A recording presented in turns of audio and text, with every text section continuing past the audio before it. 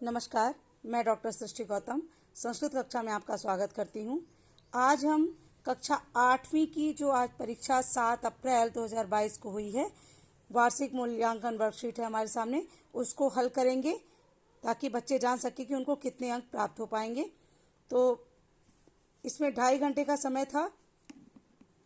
पहला प्रश्न देखिए, बहुविकल्पीय प्रश्न है। समुचित सभी के विकल्प को चुनकर लिखना है। पहला प्रश्न है, ओरछा अस्ति, ओरछा है कहाँ पर है? तो टीकमगढ़ मंडले, इसका आंसर है टीकमगढ़ मंडले। अगर निवाड़ी मंडले लगाएंगे तो वो भी सही होगा, क्योंकि अब वो कटकर निवाड़ी मंडले में, मेरे अनुसार इन दोनों क्वेश्चन आंसर में बच्चों को नंबर मिलना चाहिए। प्रश्न दूसरा है, वराह मिहिर खगोल शास्त्रम पठितवान। वराह मिहिर खगोल शास्त्र पढ़े तो किससे पढ़े? आर्यभट्टात, आर्यभट्ट से पढ़े। अगला प्रश्न देखिए तीसरा, चंद्रशेखर से जन्म अवध। चंद्रशेखर का जन्म हुआ कहाँ हुआ? तो भाभरा ग्राम में, भाभरा नामक ग्राम में उनका जन्म हुआ। चौथा देखिए, अधोलिखितेषु अव्ययम नास्ति। अधोलिखित में अव्यय नहीं है, तो यहाँ पे तत्र भी अव्यय है, कुत्र, स्वः सब अव्यय है। रामः, रामः ये अव्यय नहीं है। 5 देखिए, दशानन अस्मिन् पदे समासः अस्ति। दशानन पद में कौन सी समास है? तो बहुब्रीहि समास है। प्रश्न नंबर 6, परोपकार अस्मिन् पदे संधि अस्ति। परोपकार में कौन सी संधि है? तो गुण संधि है। परधन उपकार, परोपकार। प्रश्न 7, पठित्वा अस्मिन् पदे प्रत्यय अस्ति। पठित्वा में कौन सा प्रत्यय है? तो इसमें कत्वा प्रत्यय है, पठधन कत्वा। प्रश्न नंबर 8, चित्रकूटे नदी प्रसिद्धा। चित्रकूट में कौन सी नदी प्रसिद्ध है? तो मंदाकिनी नदी है। प्रश्न नंबर 9, माता गुरुतुरा अस्ति। माता से भारी क्या है? तो माता किससे भारी है? तो भूमि से, माता भूमि से भारी है, भूमि। प्रश्न नंबर 10, छात्रेण अस्मिन् पदे विभक्ति अस्ति। छात्रेण जो पद है इसमें कौन सी विभक्ति है? तो इसमें छात्रेण में तृतीया विभक्ति है।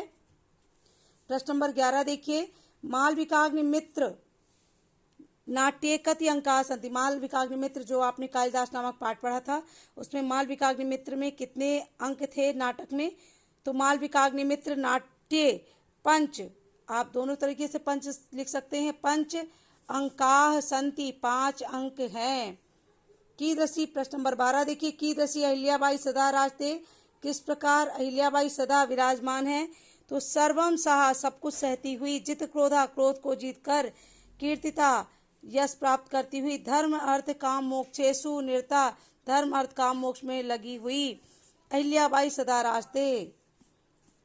प्रश्न नंबर 13 देखिए, पंचानाम अन्नानाम नामानि लिखत।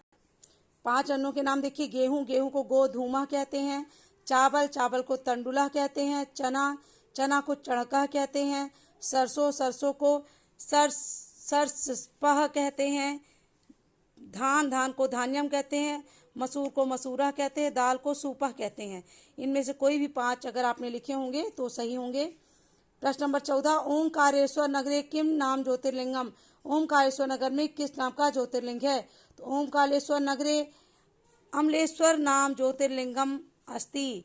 अमलेश्वर, उसी को ममलेश्वर, और वहाँ पर ओंकारेश्वर ज्योतिर्लिंग भी है। प्रश्न नंबर 12, भारत्या कोशः कस्मात् वृद्धिमायाति। भारतीय अर्थात माता सरस्वती का कोष किस प्रकार वृद्धि को प्राप्त करता है? तो भारत्या कोशा व्ययतो वृद्धिम आयाति। भारतीय यानी सरस्वती माता का जो कोष है, यानी हमारी विद्या कैसे बढ़ती? व्यय, तो व्यय करने से हमारी विद्या बढ़ती है। प्रश्न नंबर 16, राज्ञ धर्म किमस्ति। राजा का धर्म क्या है? तो प्रजापालनम शासनम एव राजधर्म अस्ति। राजा का धर्म प्रजा का पालन और शासन करना है।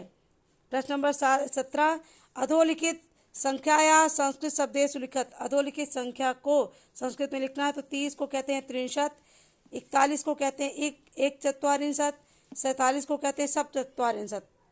अगला प्रश्न देखिए, प्रश्न नंबर 18, अधोलिखित लट लकार से धातु रूपाणी लंग लकारे परिवर्तयत। ये जो धातु रूप है ये लट लकार में प्रथम पुरुष एक वचन में लिखी, इनको लंग लकार भूतकाल में बनाना। तो भवति का हो जाएगा अभवत, लंग लकार प्रथम पुरुष एक वचन में।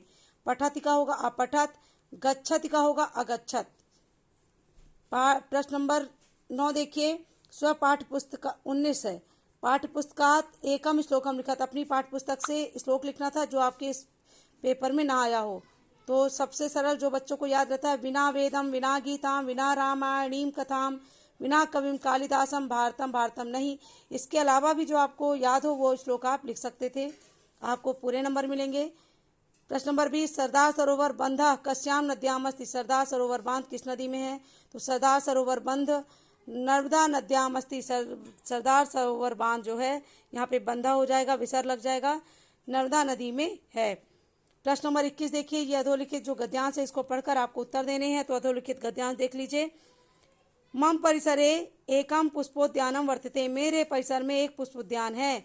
तत्र विविध वर्णानि पुष्पाणि पर्यटकानां चित्तम मोदयन्ति।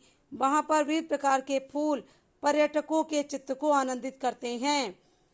उद्यानस्य नाति दूरे हिंदी भाषाया। उद्यान के बहुत दूर नहीं यानी समीप में ही हिंदी भाषा के प्रसिद्ध कवि केशवदासस्य स्थानमस्ति। हिंदी के प्रसिद्ध कवि केशवदास का स्थान है। षोडश शताब्द्यात् आरभ्य मम निर्माणम अद्यावधि चलति एव। 16वीं शताब्दी से आरंभ होकर के मेरा निर्माण अभी तक चल रहा है। परम सर्वाधिकम निर्माण कार्यम महाराज वीर सिंह प्रथमस्य शासने अवत। लेकिन सबसे अधिक निर्माण कार्य महाराज वीर सिंह प्रथम के शासन में हुआ। मम इतिहास रोचक कौतूहलपूर्ण च अस्ति। मेरा इतिहास रोचक और कौतूहलपूर्ण है। मध्यकाले मम विशिष्ट स्थानम महत्वम च आसीत्। मध्यकाल में मेरा विशिष्ट स्थान और महत्व था। अधुना अपि राम राजा तथैव विराजते। इदानीमपि जनाः प्रतिवर्षम् आगच्छन्ति मां दृष्ट्वा च मुदिताः स्थानं भवन्ति। अधुना अपि आज भी राम राजा वहाँ पर विराजित हैं, रहते हैं। इदानीम आज भी लोग प्रतिवर्ष आते हैं मुझको देखकर प्रसन्न होते हैं। अन्यानि अपि लक्ष्मी नारायण मंदिर, फूलबाग, दीवान हरदौल भवन, सुंदर भवन, शहीद स्मारक प्रभृतानि दृष्टव्यानि स्थलानि सन्ति। अन्यानि और भी लक्ष्मी नारायण मंदिर, फूलबाग, दीवान हरदौल भवन, सुंदर भवन, शहीद स्मारक आदि देखने योग्य स्थान हैं। प्रतिदिनं यात्राणि आगत्य मम ऐतिहासिकं स्वरूपं दृष्ट्वा प्रसन्ना भवन्ति। प्रतिदिन यात्री आकर के मेरे ऐतिहासिक स्वरूप को देखकर प्रसन्न होते हैं। तथा चतान विलोक्य अहम अपि प्रसन्ना भवामि। और उन्हें देखकर मैं भी प्रसन्न होता हूँ। ये जो पूरा गद्यांश है इसका अर्थ है। अब प्रश्न देखिए, पर्यटकानां चित्तम कानि मोदयन्ति। पर्यटकों का मन कौन मोहित कर लेता है, कौन प्रसन्न करता है? तो पर्यटकानां चित्तम विविध वर्णानि पुष्पाणि मोदयन्ति। विविध प्रकार के जो फूल थे ये प्रसन्न करते हैं। प्रश्न नंबर 2 देखिए, केशवदासा कस्या भाषाया कवि अस्ति।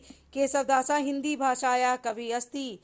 अगला प्रश्न देखिए, सर्वाधिक निर्माण कार्यम कदा अभवत। सर्वाधिक निर्माण कार्य गद्य के अनुसार कब हुआ? तो सर्वाधिक निर्माण कार्यम महाराज वीर सिंह प्रथमस्य शासने अभवत।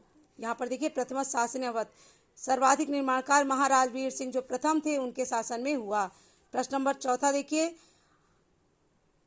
अन्यानि कानि द्रष्टव्यानि स्थलानि सन्ति। और अन्य कौन से देखने योग्य स्थल हैं? तो अन्य स्थल हैं लक्ष्मी नारायण मंदिर, फूलबाग, दीवान हरदौल भवन, सुंदर भवन, शहीद स्मारक इत्यादि द्रष्टव्यानि स्थलानि सन्ति।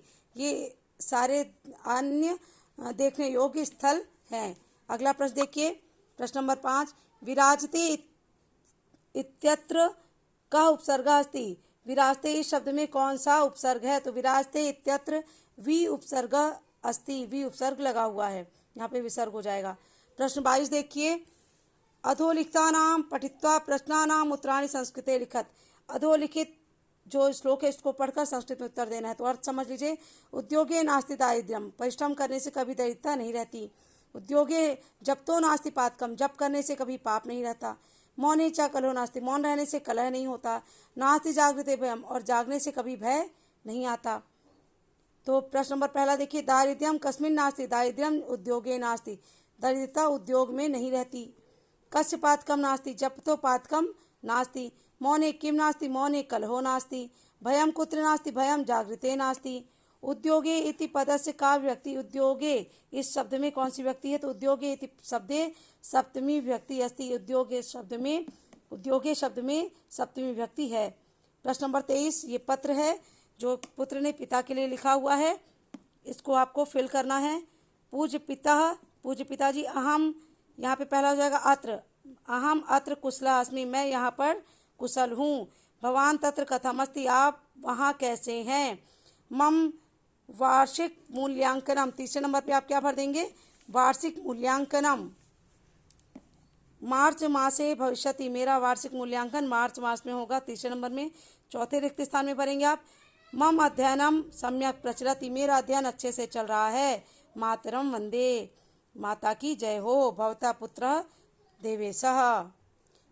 अंतिम प्रश्न, प्रश्न नंबर 24 अधोलिखित ये जो शब्द हैं इनमें आपको निबंध लिखना है। कोई भी 5 लाइन लिखनी है, 5 नंबर का है। तो उद्यानम का देखिए, उद्यानम अत्यंतम रमणीयम भवति, उद्यान बहुत ही रमणीय होता है। जना उद्याने भ्रमणार्थम गच्छन्ति, लोग उद्यान में घूमने के लिए जाते हैं। उद्याने वृक्षारोहन्ति, उद्यान में वृक्ष लगे होते हैं। खगा वृक्षे सुनिवसन्ति, पक्षी पेड़ों में निवास करते हैं। तत्र ते निडान रचयन्ति, वहाँ पर वे यानी उस वृक्षों में वे अपना घोंसला बनाते हैं। जिन्होंने विद्यालय पर लिखा है तो मम विद्यालयः, आप अपनी इच्छानुसार अपने भावानुसार भी निबंध लिख सकते हैं। देखिए विद्यालय का मम विद्यालय, अब आपका जो नगर हो, जैसे मैंने हम रीवा नगर में रहते हैं तो मैंने लिख दिया मम विद्यालय रीवा नगरे स्थिता अस्ति। आप जिस नगर में आप उस नगर का नाम लिख सकते हैं, भोपाल नगरे, सतना नगरे, इंदौर नगरे। मम विद्यालय से नाम शासकीय माध्यमिक विद्यालय रिक्त स्थान, अब आपके विद्यालय का जो नाम है यहाँ पे आप लिख सकते हैं।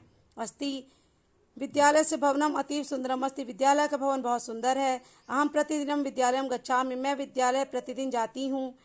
गुरुवा स्नेहन पाठम पाठयन्ति, गुरु स्नेह से पाठ को पढ़ाते हैं। इस प्रकार आप उद्यान का, धेनु का, जो भी आपको याद हो वो आप लिख सकते हैं। इस प्रकार आपको अगर यह वीडियो पसंद आया हो तो प्लीज़ मेरे वीडियो को लाइक करें, मेरे चैनल को सब्सक्राइब करें और इस वीडियो को शेयर करें ताकि ज़्यादा से ज़्यादा लोगों को अपने प्रश्नों के सही उत्तर पता हो सके और वे एक अनुभव कर सकें कि क्या मुझे सही अंक मिलेंगे या नहीं।